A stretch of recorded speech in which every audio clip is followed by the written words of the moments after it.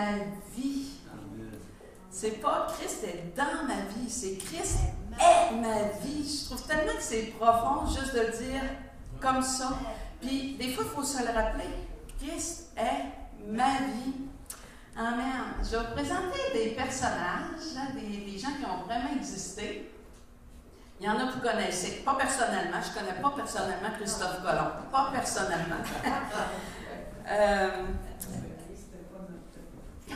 Christophe Colomb était un grand homme, puis on le connaît. Il y en a d'autres qu'on va voir à l'intérieur qu'on connaît moins, mais je vais vous les décrire un peu. On a Aimee Semple McPherson, OK?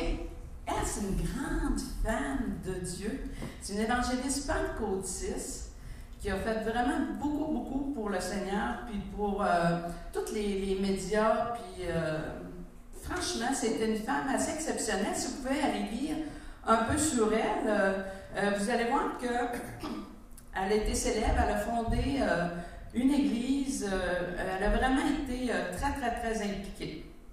Amen. Howard Hughes, je ne le connaissais pas.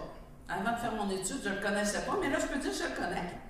C'est un ingénieur aérospatial, un magnat des affaires, un producteur de cinéma et un investisseur américain.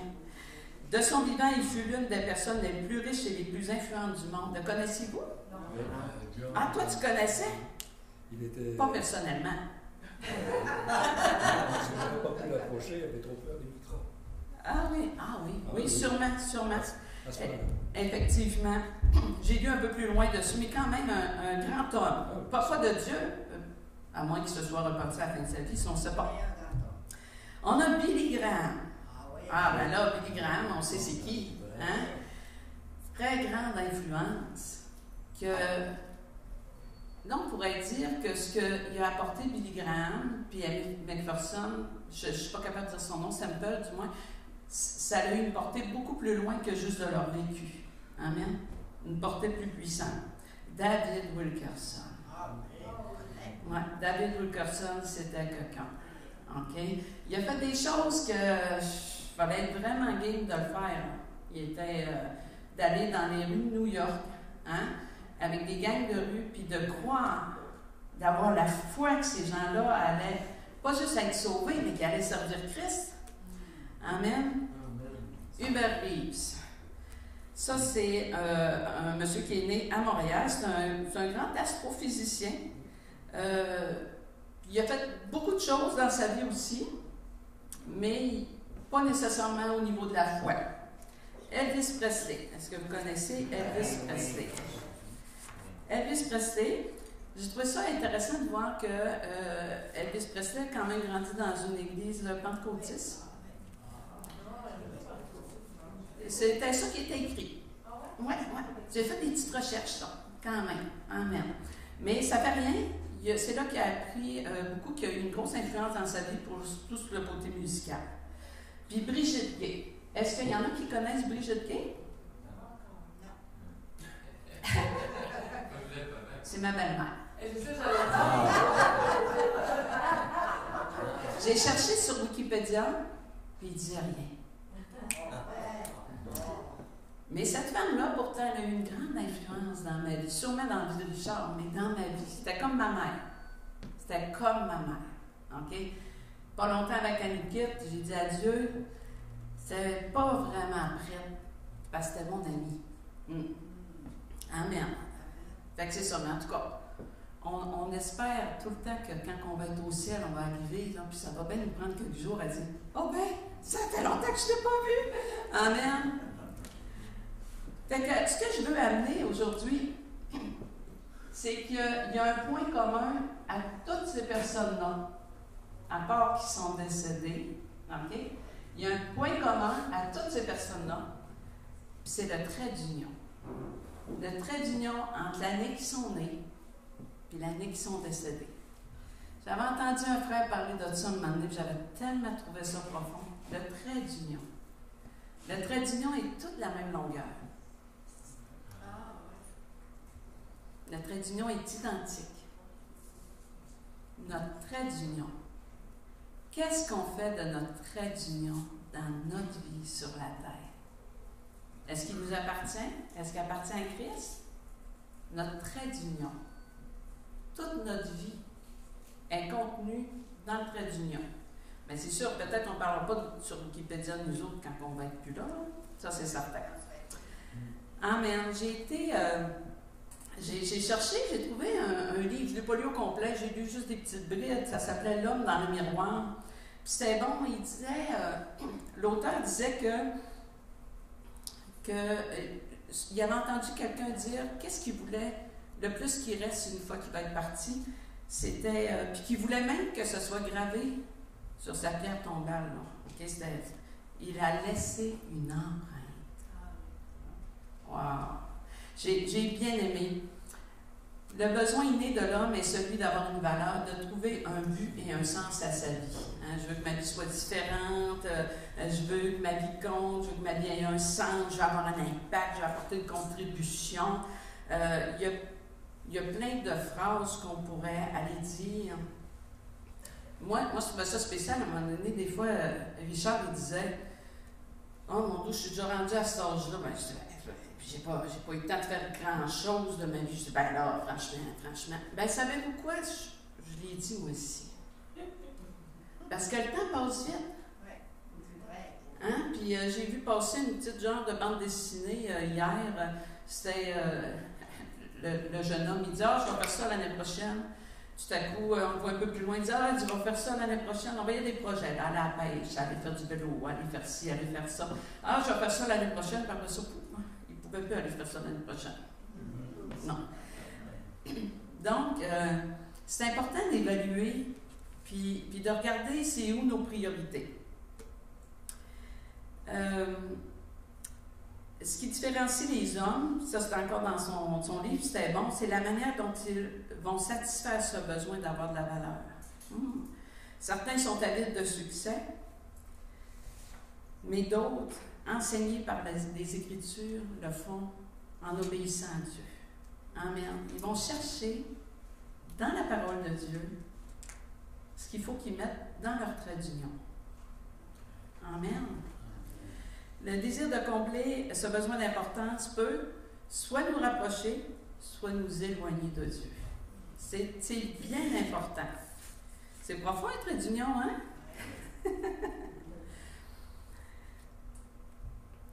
Il y a une importance authentique et durable qui est cachée en Christ. Puis c'est pour ça qu'on a besoin des frères et des sœurs dans la foi. C'est pour ça qu'on a besoin de lire la parole. Si donc un homme est en Christ et s'il se soumet au plan et à l'objectif de Dieu, il peut combler son plus grand besoin d'une manière durable. Ça aussi, je trouvais ça bon parce que dans les buts et les objectifs, il disait que le choix il est situé en 2 lignes. Okay? Là, je fais un compte-rendu du bout que j'ai lu. Là. Okay? Il y a 2 lignes dans l'espace-temps. Il y a jusque dans ma vieillesse, qu'est-ce que je vais faire de ma vie? Mais il y en a un autre qui a une durée pour l'éternité. Amen. Ça fait qu'on va voir 4 volets du trait d'union. Amen. La nouvelle naissance, une vie renouvelée, vivre pleinement, puis la mission divine. Là, j'ai pris cette phrase-là de Coucou cette semaine. Je cherchais un mot, puis tout à coup, il dit ça mardi soir. Fait que là, j'ai pas alimenté, là, mais je l'ai écrit. Et il parlait, fait que j'ai écrit le mot à côté, puis j'ai dit, mais mission divine, c'est-tu beau, hein? Mission divine. La nouvelle naissance. Bien, notre vie chrétienne commence quand on donne notre vie à Christ. C'est pas compliqué.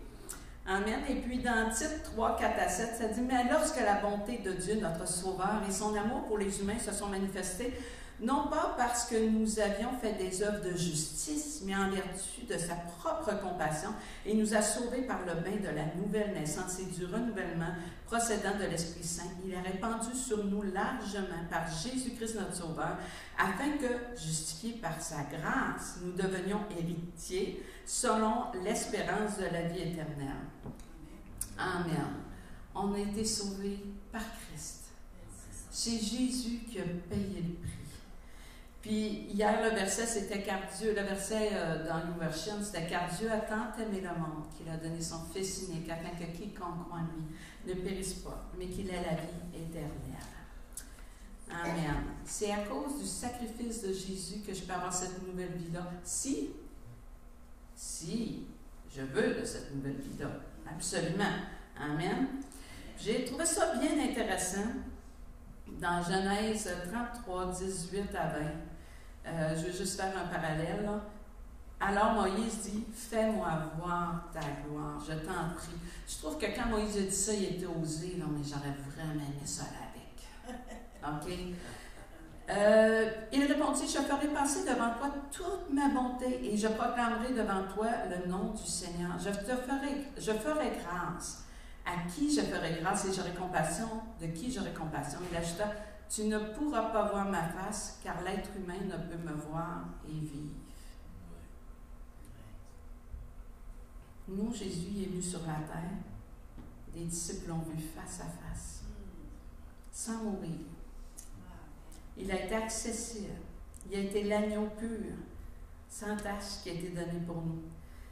Dans Colossiens 6, 19 à 20, ça dit « Car il a plu à Dieu de faire habiter en lui toute la plénitude et par lui de tout réconcilier avec lui-même, aussi bien ce qui est sur la terre que ce qui est dans les cieux, en faisant la paix par lui, par le sang de sa croix. » C'est vraiment un grand privilège que Jésus soit venu sur la terre.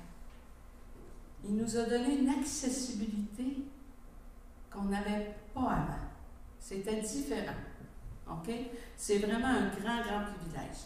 Une fois que la nouvelle naissance est arrivée, on s'aperçoit que ça ne s'arrête pas là. On a besoin d'avoir une vie renouvelée. Sans ça, tout le monde accepterait le Seigneur, on repartirait faire tout ce qu'on fait, comme d'habitude. Mais ce n'est pas ce que Dieu veut. Dieu, il a des plans et des projets pour nous. On a besoin d'une vie renouvelée. D'habitude, je ne l'ai pas dans ce verset. Il y a une autre version, là, je vais vous le dire. Là, mais je suis allée dans la NPS pour mes versets parce que je trouve que des fois, ça l'apporte d'une façon différente. Ici, dans Romains 12, 2, ça dit « Ne vous conformez pas à ce monde-ci. » D'habitude, ça dit au siècle présent, à ce monde-ci. Mais soyez transfigurés, dans notre version transformés, par le renouvellement de votre intelligence pour discerner quelle est la volonté de Dieu, ce qui est bon, agréé et parfait. D'habitude, ce qui est bon, agréable et parfait. Ce qui est bon, agréé et parfait. Agréé, accepté. Hein? Amen. De pas... Comment qu'on peut faire pour ne pas se conformer au siècle présent, ni au monde présent? On vit dedans. Mais, lire la parole. Amen. Fréquenter les frères et sœurs. Méditer, puis étudier la parole, seul ou avec des frères et sœurs. Quand le mercredi, il y a la parole qui est amenée par Coco, puis qu'il y a des partages, ça fait ressortir des points qu'on n'aurait pas pensé. On a besoin des autres. On a besoin de lire nous, personnellement, aller à l'église, prier, chanter, louer. Ça fait partie d'une vie renouvelée. On doit l'entretenir.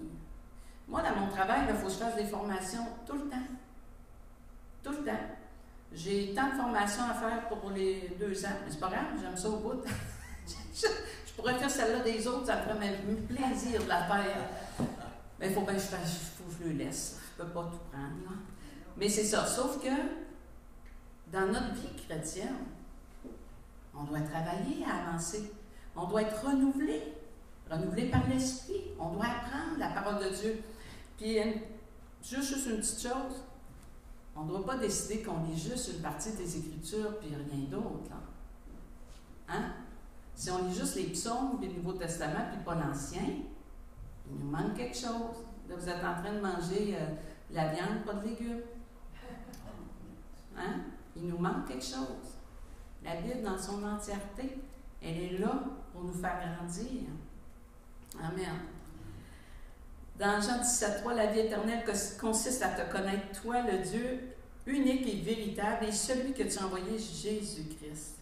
Bien, pour connaître Jésus, il faut qu'on passe du temps avec lui. Hein? Il faut passer du temps si on veut connaître quelqu'un. On pourrait dire à quelqu'un, ah, t'es mon meilleur ami, mais on ne le vit qu'une fois. Ça, C'est difficile, là. Il n'y a pas eu le temps de nous tomber ses nerfs. Hein? On ne le voit jamais. Il faut prendre du temps avec les gens pour les connaître. Il faut prendre du temps avec Dieu pour le connaître. C'est important. Il faut vivre pleinement. Bien, vivre pleinement, là, moi, ça, j'aime ça au bout, là. Pleinement. Ça veut dire que, j'ai déjà dit, on ne dit pas juste à Jésus, embarque dans le char. On dit, prends le volant, je vais embarquer avec toi. C'est pas pareil. Ben, moi, je peux vous dire que des fois, je suis assise du côté de l'album puis je conduis pareil. Là. Hein? Ça arrive, hein? Des fois qu'on dit ici, c'est 5 ans. Il faut virer à gauche, là. Hein? Ça arrive, ça arrive. Je dois avouer que moi, ça arrive vraiment souvent. Mais en tout cas, que voulez-vous? Pauvre Richard. Mais des fois, Dieu, il est au volant, puis on est la peur, puis on dit me semble que tu devrais faire ça de même. Mais ça fait partie d'un certain apprentissage, puis on doit apprendre que c'est Dieu qui doit avoir le volant, puis que nous, on doit suivre. Mais on doit accepter qu'il y a le volant. Des fois, c'est ce bout-là qui est difficile, d'accepter que Dieu va diriger. Ça, c'est une étape. Amen. Colossiens 3, 16 et 17. Que la parole de Christ habite en vous avec toute sa richesse. Instruisez-vous et avertissez-vous en toute sagesse par des cantiques, des hymnes, des chants spirituels. En toute sagesse. Ça veut dire qu'on ne tombe pas sa fripe de l'autre, là. Amen. Ça, c'est important. Dans la grâce, chantez à Dieu de tout votre cœur, quoi que vous fassiez, en parole ou en œuvre, faites tout au nom du Seigneur Jésus en rendant grâce par Dieu le Père. En parole ou en œuvre. Ben, il y a des fois qu'il y a des petits bouts de notre vie qu'on aimerait ça les enlever. Là. On a dit une affaire qu'on n'aurait pas dû dire. On a fait une affaire qu'on n'aurait pas dû faire. On n'est pas fiers de nous. Mais on doit vraiment vivre pleinement une vie pour Christ. Vous savez, à un moment donné, j'avais dit à quelqu'un, quand ça dit prier sans cesse, ah, pardon Seigneur, je ne prie pas assez. Je pense qu'il dit, je le sais, je te pardonne, et prie sans cesse. Hein? C'est pas juste, je demande pardon dans le sens que je veux que tu acceptes que je ne le ferai pas. Non, je veux changer ça. Mais c'est sûr qu'il y a des choses qui sont inatteignables, mais on doit courir vers le but. Amen. Colossiens 3,4 dit « Quand Christ, votre vie paraîtra. » Hey, ça peut-tu être plus pleinement que ça? Christ, votre vie. Donc, ce n'est plus moi qui vis, c'est Christ qui vit en moi. Hein? On chante des chants des fois, puis on dit « Oh, peut-être, ça va en dire pas mal plus que je l'ai chanté. » Donc, j'imagine que je dois aller de l'avant dans ce chant-là. Se donner en entier, en entièreté. Pas seulement une journée par semaine, pas seulement une par mois, mais d'appartenir à Christ, de s'attacher à une assemblée, de grandir dans la foi, que notre vie soit remplie de lui tellement que ça déborde même sur les autres qui nous entourent. Amen. Amen. Tellement que ça déborde. Donner toute notre vie. Puis quand quelque chose crunche, là, on a besoin de Dieu. Moi, j'avais quelque chose, ben non, j'en ai plein d'affaires qui crunchent. Tu sais, ça passe un petit peu comme du papier sablé. Puis j'en avais une fois. Puis là, je me souviens, je le disais à Richard, ça me dérangeait tellement. Puis il m'avait dit, « Ah, pourquoi tu ne pries pas pour ça? » Je n'en ai pas question. Je ne voulais pas prier pour ça. Parce que j'avais répondu, « Je suis certaine que Dieu va me dire qu'il faut que j'accepte ça. » Je savais. Hein, vous réalisez-tu, je ne voulais pas prier pour ça parce que je savais que là, une fois que j'aurais prié pour ça, je savais ce que Dieu en pensait. Mais Dieu est fidèle, il connaît nos cœurs, il connaît nos pensées. Amen. Puis maintenant, c'était pas important. Je le sais. Mais dans ce temps-là, ça me dérangeait. Amen. La mission divine maintenant. Donc, on donne notre vie à Christ, on grandit dans la foi, On vit pleinement notre vie chrétienne, puis maintenant, la mission divine. 1 Thessaloniciens 5,11 dit « Ainsi donc, j'avais trouvé ça bien bon comment c'était écrit dans la NBS, ça. Encouragez-vous mutuellement et contribuez à la construction de l'autre, comme vous le faites déjà. » C'est édifiez-vous là, mutuellement. Contribuez à la construction de l'autre. C'est peut-être d'être moins centré sur soi. Ça, c'est plus dur un peu. On parle de vraiment travailler à l'édification, de lever nos yeux, de voir les autres. La Bible enseigne à faire une introspection, à s'examiner, à se donner, à faire connaître nos besoins à Dieu. Mais il nous enseigne ensuite à pleurer avec ceux qui pleurent, à se réjouir avec ceux qui rient, à se supporter les uns les autres, puis à prier sans cesse. Amen. J'ai souvent entendu des gens prier, puis je ne savais pas trop comment il fallait que je réagisse. Là. Il y a des fois qu'on ne sait pas s'il faut dire Amen. Hein? Quand quelqu'un prie, puis il dit Papa, donne-moi des cadeaux, donne-moi des dons, donne-moi des cadeaux. OK, tu veux-tu qu'il l'emballe? Hein? Les dons ne sont pas donnés pour être des cadeaux puis dire hey, j'ai eu ça aujourd'hui. Les dons sont donnés pour l'édification du corps de Christ, pour prendre soin des autres. Dans 1 Corinthiens 12, 4 à 11, j'ai-tu mis au complet? Alors peut-être que je n'ai pas mis au complet. Amen. Or, il y a diversité des dons de la grâce, mais c'est le même esprit. Diversité de services, mais c'est le même Seigneur. Le même esprit, le même Seigneur. Diversité d'opérations, mais c'est le même Dieu qui opère tout en tous. Amen. C'est ça le point commun. C'est Dieu. Or, à chacun, la manifestation de l'esprit est donnée. Pourquoi? Pour l'utilité, je le dis l'unité, l'utilité commune. Amen. En effet, à l'un est donné par l'Esprit une parole de sagesse, à un autre une parole de connaissance, selon le même Esprit, à un autre de la foi, par le même Esprit, à un autre les dons de guérison, par l'unique Esprit, à un autre la capacité d'opérer des miracles, à un autre celle de parler en prophète, à un autre le discernement des esprits, à un autre diverses langues, à un autre l'interprétation des langues, mais c'est un seul et même Esprit qui opère toutes ces choses, distribuant à chacun comme il lui demande. Non, comme il décide. Ah! OK, donc, je n'ai pas à dire, ben Dieu, je veux ce cadeau-là aujourd'hui, non? Mais de se rendre disponible. Ah! Ça, c'est une autre histoire. Se rendre disponible. Quand j'écrivais ça hier, parce qu'il finalisait, puis je me disais, ouais, dire à Dieu, qu'est-ce que tu veux faire avec moi? Comment tu veux m'utiliser? Même moi, je trouvais que c'était... j'ai sorti un petit peu de mes chaussures confortables. Là. Qu'est-ce que Dieu veut faire avec moi?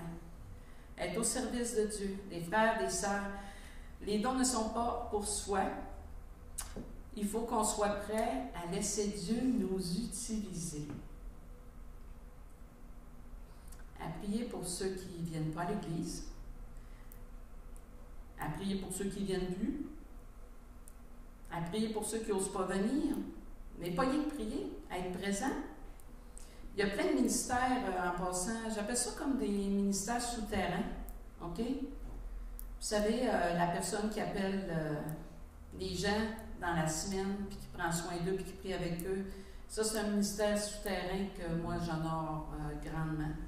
J'ai déjà vu une sœur, une fois, qui avait besoin d'un logement. C'est une autre sœur d'église qui a magasiné les logements. Elle en a trouvé un, elle a appelé le propriétaire, elle a pris rendez-vous, elle est allée la chercher, elle a amené voir le logement, puis l'on a déménagé. Wow! Moi, j'étais quand même impressionnée. Quelqu'un qui ne paraît pas. Les gens ne savaient même pas. Les ministères souterrains sont importants. Bien plus qu'on pense. Là, tantôt, je vous ai dit, être tellement rempli que ça déborde, ça touche les gens autour de nous. mais tellement rempli, tellement rempli, quand on repense dans Actes 5,15, où ce que seulement l'ombre de Pierre guérissait les malades. On dit Dieu ne change pas, il est toujours le même. Est-ce qu'on croit? Dieu ne change pas. Puis, j'ai trouvé ça le fun dans un des cours bibliques, je me souviens pas comment ça s'appelle, franchement, c'est sûr, il ne faudrait pas qu'il me fasse un examen après 2 ans, c'est sûr que la misère de me souvenir. Je me souviens pas comment ça s'appelle, mais il y a des temps de verbes qui sont comme toujours en continu. Mais Dieu est toujours en continu. C'est en grec, hein, Richard? OK. Je suis en train de faire le cours de grec, là, imaginez, et je ne sais pas pourquoi je pose la question. Hein? Il est toujours en continu. Dieu a agi et il agit encore. C'est toujours en continu. Comme quand on dit des fois, il faut marcher par la foi. C'est un verbe en continu. C'est pas, faut que tu marches par la foi quand tu acceptes le Seigneur, puis après ça, c'est fini, tu vas t'arriver 2-3 fois dans ta vie chrétienne. C'est en continu. Il faut grandir dans la foi. C'est en continu. Dieu veut agir puissamment. Puis, si on est là matin, là, c'est parce qu'on est encore dans le trait d'union. Donc, Dieu n'a pas fini d'utiliser chacune qui est présent, puis ceux qui sont en ligne, puis tous les frères et sœurs dans la foi, chacune. Dieu est là, puis Dieu veut utiliser. Pas nécessairement à notre façon. Peut-être que vous avez fait un ministère dans votre vie, un ministère souterrain, mais un ministère que les gens ont vu, mais que vous sentez que Dieu vous appelle à de nouveaux horizons, mais c'est moins confortable. Les pantoufles ont changé de couleur. C'est des souliers à talons hauts, c'est fatigant. L'autre fois, Jessica, comment elle me dit ça, elle dit « Je t'ai amené des sandales, là, tu les avais déjà portées. » Je dis « Ah, mais j'avais mal jusque dans le dos quand je les ai mis, tellement qu'ils étaient hautes. » là. Bien, des fois, les souliers que le Seigneur nous donne ne sont pas confortables. C'est vraiment important.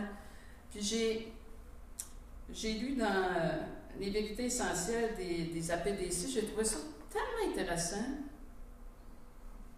Non seulement nous nous appartenons les uns aux autres en tant que membres du corps de Christ, mais la santé de l'Église dépend de chacun d'entre nous. Lorsqu'une partie ne sert pas les autres avec ses dons, nous en subissons tous les conséquences. Mais lorsque chaque partie utilise les dons que Dieu lui a donnés, le corps de Christ devient une Église saine qui maximise son potentiel. Amen. Le trait d'union. C'est que je suis avec mon trait d'union maintenant. Grandir dans la foi, grandir en Christ, connaître mieux Christ, servir Christ, servir l'Église. Puis Dieu a mis des choses en chacun de nous. Amen. Il faut oser lui dire, comme tantôt quand je disais que ça ne me tentait pas de le demander à Dieu, mais oser demander à Dieu, qu'est-ce que tu veux de moi? Qu'est-ce que tu t'attends de moi? Comment je pourrais te servir? Puis vous savez, ça peut être un ministère souterrain, ça peut être un ministère visible,